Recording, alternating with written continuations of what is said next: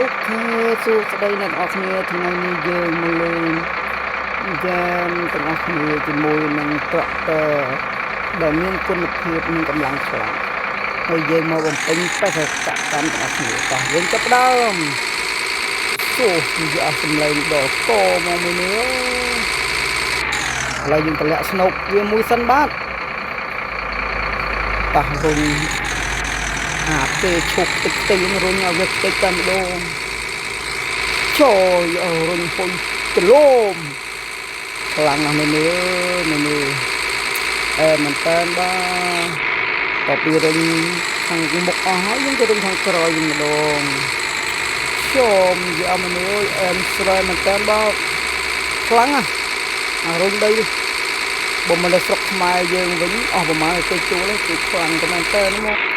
តែវាមិនតរុញទៀតហើយ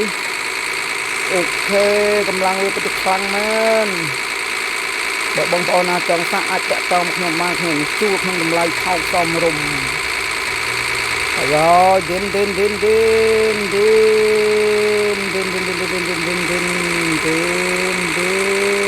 នខុយប្រឡូម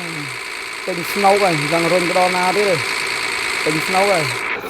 បន្ទាប់ពីរុញដីហើយនឹងឃើញថាមានឡានមួយនឹងកំពុងតែរាំងស្ទះឥឡូវយើងទៅរុញឡាននឹងយកទៅដាក់ចោលម្ដុំសិនបាទយើងចោកឡានមួយសិនតោះឥឡូវយើងលើកវាឡើងឲ្យផុតសិនបានទៅរួចពួកដីនេះបើមិនលើកផុតទេវាគៀប្រឡាក់ពេញហ្នឹងបាទកម្លាំងខ្លាំងមកទៅម៉ូទ័រវានេះលើកអីក៏រួចទៅតោះឡើយយើងម៉ូតូទៅលើកដាក់ឡានយើងទាំងអស់គ្នាមើលកំពុងតែឈូសផ្លូវមានឡានអបកាច់ណាមួយវារញ៉េរញ៉ៃពេញហើយយើងដាក់មួយសិនដាក់ឡានធំយកទៅកវត្តចោលមកតោះយើងតម្លាក់វិញមក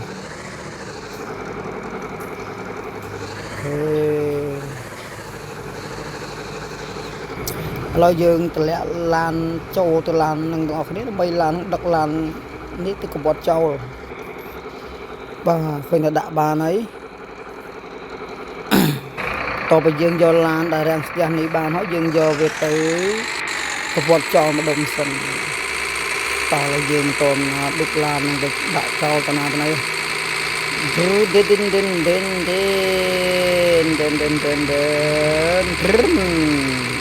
បាទដល់ផ្លូវបតអីមួយទៅលើមានឡានមកពីបាទ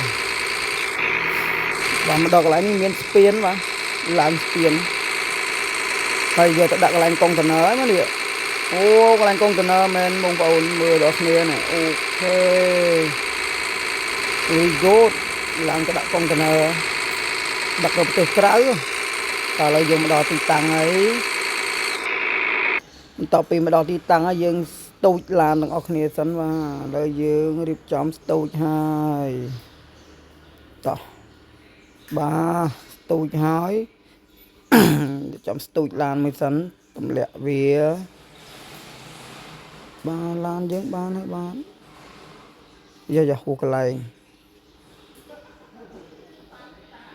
ឥឡូវយើងទម្លាក់វាចុះវិញវានេះដល់ហើយ